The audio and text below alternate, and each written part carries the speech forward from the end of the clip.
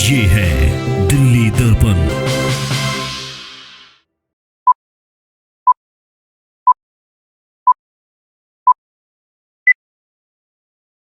आदरणीय प्रधानमंत्री जी, आपको नमस्कार, सादर प्रणाम। आज मैं बेहद व्यथित हूँ और मैं सीधे आपसे बात करना चाहता हूँ। अगर मुझसे कोई हिमाकत हो जाए, कोई भूल हो जाए तो मुझे माफ़ कर दीजिएगा। दिल्ली में अगले हफ्ते से घर घर राशन पहुँचाने का काम शुरू होने वाला था। मतलब अब एक गरीब आदमी को राशन की दुकान पे धक्के नहीं खाने पड़ते, बल्कि सरकार बढ़िया तरीके से अच्छे राशन पैक करके उसके घर भिजवाती। सारी तैयारी हो चुकी थी, टेंडर हो चुके थे, सारी तैयारी हो चुकी थी। बस अगले हफ्ते से ये शुरू होने वाला था। ये क्रांतिकारी कदम होने वाला था और अचानक आपने 2 दिन पहले इसको रोक दिया। क्यों सर? आपने ऐसा क्यों किया? पिछले 75 साल से इस देश की गरीब जनता राशन माफिया का शिकार होती आई है। पिछले 75 सालों से हर महीने फाइलों में जनता के नाम का राशन जारी होता है, पर उनको मिलता नहीं है। अधिकांश राशन चोरी हो जाता है। ये राशन माफिया बहुत ताकतवर है सर, बहुत ताकतवर। आज से 17 साल पहले मैंने इस माफिया के खिलाफ आवाज उठाई थी, इस माफिया को ललकारने की हिम्मत की थी। तब मैं दिल्ली की झुग्गियों में, एक एनजीओ में काम किया करता था। उन झुग्गियों में गरीबों को उनका राशन नहीं मिलता था, उनका राशन चोरी हो जाता था। तब हमने हिम्मत की गरीब लोगों को उनका राशन दिलवाने की। नतीजन हम पर 7 बार खतरनाक हमले हुए और एक बार तो इन लोगों ने हमारी एक बहन का गला काट दिया, लेकिन भगवान की दया से वो बच गई उस वक्त।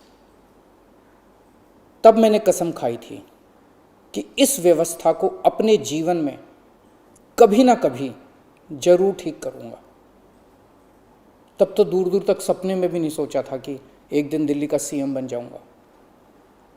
पर कहते हैं ना कि जब आप निस्वार्थ भाव से कोई संकल्प करते हैं तो ऊपर वाला भी अपने तरीके से आपका संकल्प पूरा करने में मदद करता है।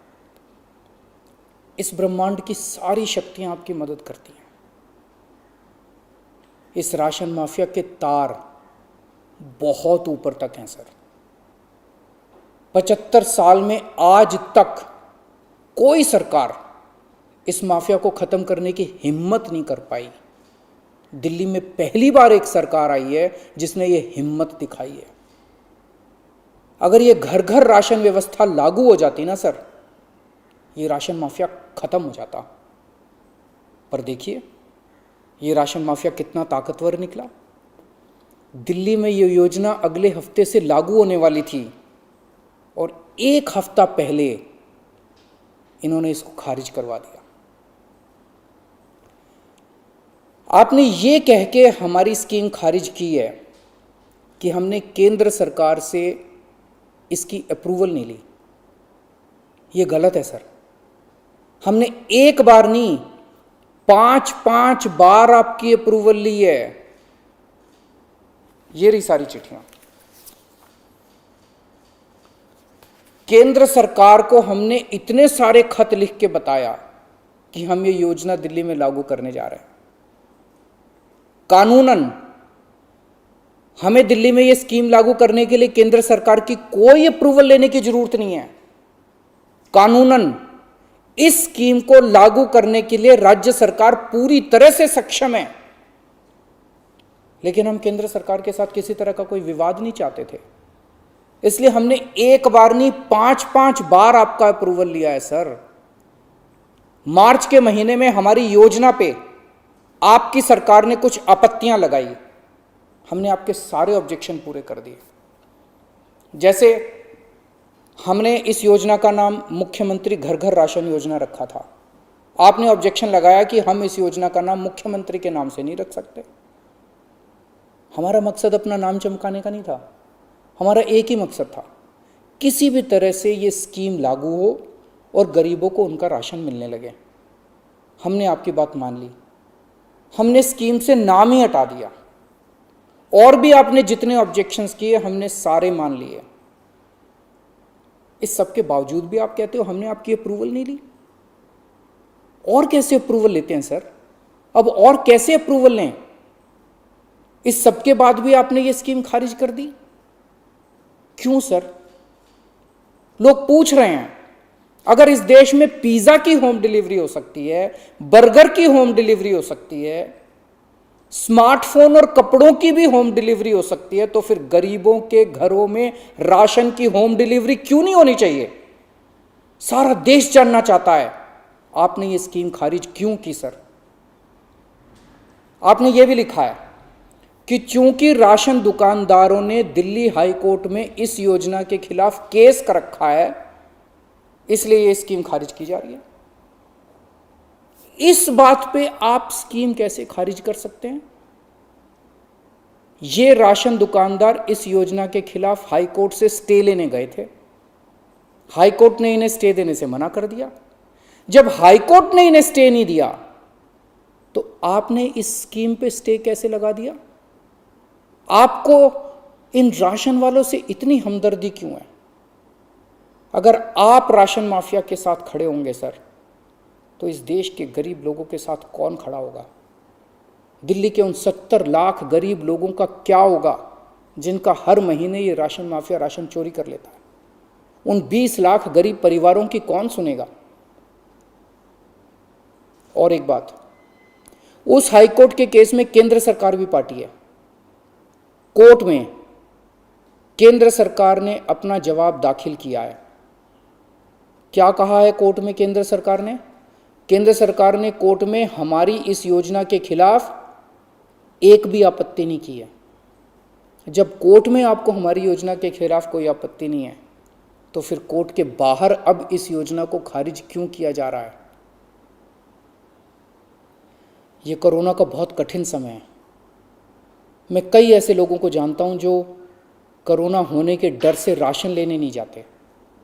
राशन दुकान पे भीड़ लगती है, लोगों को लगता है कि अगर वो राशन लेने गए तो उन्हें कोरोना हो जाएगा। ये सब गरीब लोग हैं सर। इनमें कई लोग कोरोना काल में अपनी नौकरी खो चुके हैं, उनके घर में अब खाने को नहीं है। अगर हम उन्हें इनके घर तक राशन पहुंचाना चाहते थे तो इसमें आपको क्यों आपत्ति है? कहा जा रहा है कि तीसरी लहर बच्चों पे भारी पड़ेगी। अगर उनके माता पिता को राशन दुकान पे भीड़ की वजह से कोरोना हो गया तो उनके बच्चे भी तो फिर कोरोना ग्रसित हो जाएंगे। मुझे तो लगता है सर कि कोरोना काल में केवल दिल्ली ही नहीं बल्कि पूरे देश में घर घर राशन योजना तक या घर घर तक राशन पहुंचाने की इस योजना को लागू कर देना चाहिए। ये दुकानें सुपर स्प्रेडर हैं। राशन की दुकानों पे लगने वाली भीड़ से बचा जा सकेगा। कितने ऐसे बुजुर्ग हैं सर जो राशन की दुकान से राशन लेने नहीं जा सकते? कितनी ऐसी गर्भवती महिलाएं हैं जो राशन की दुकान से राशन नहीं ला सकती? अगर हम उनके घर राशन पहुंचाना चाहते हैं तो इसमें क्या समस्या है? केंद्र सरकार के कुछ ऑफिसर कह रहे हैं कि इस स्कीम के खारिज होने का असली कारण ये है क्योंकि ये केंद्र सरकार का राशन है। ये योजना लागू करके दिल्ली सरकार को इसका श्रेय क्यों मिलना चाहिए?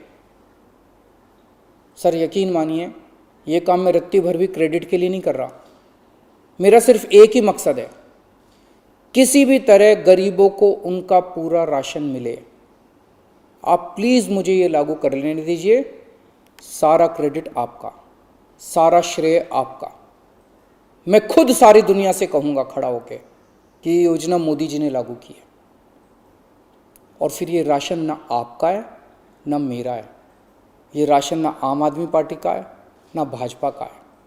ये राशन तो इस देश के लोगों का है और इस राशन की चोरी रोकने की जिम्मेदारी हम दोनों की है।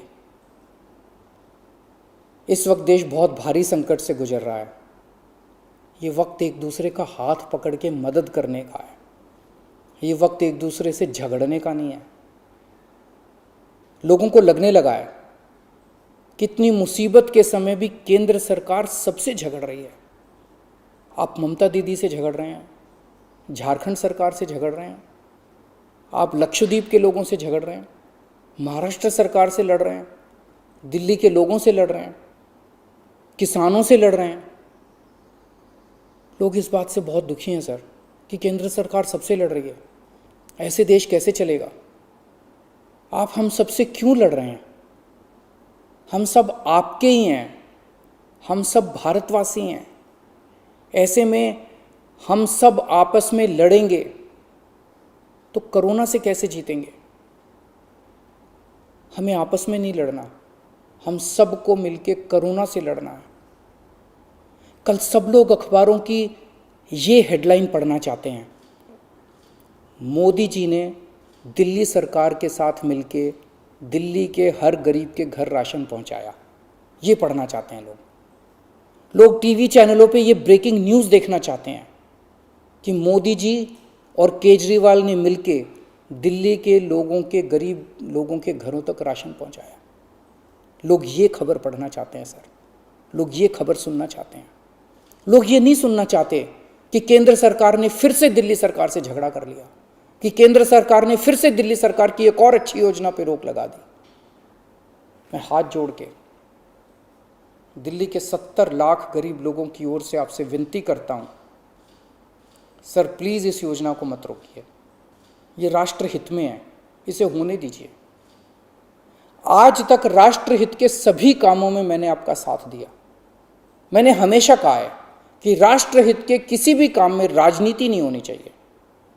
अगर कोई विपक्षी पार्टी की सरकार भी राष्ट्रहित में कोई काम करती है, हम उसका साथ देते हैं। राष्ट्रहित के इस काम में आप भी हमारा साथ दीजिए सर। अभी तक की सरकारों ने देश के गरीब लोगों को 75 साल तक राशन की लाइन में खड़ा रखा। इन्हें और अगले 75 साल राशन की लाइनों में खड़ा मत कीजिए सर, नहीं तो ये लोग मुझे और आपको कभी माफ नहीं करेंगे। लेटेस्ट खबरों के लिए सब्सक्राइब करें हमारा YouTube चैनल या फिर लॉग ऑन करें www.delhidarpantv.com। खबरों की कवरेज और विज्ञापनों के लिए संपर्क करें इस नंबर पर।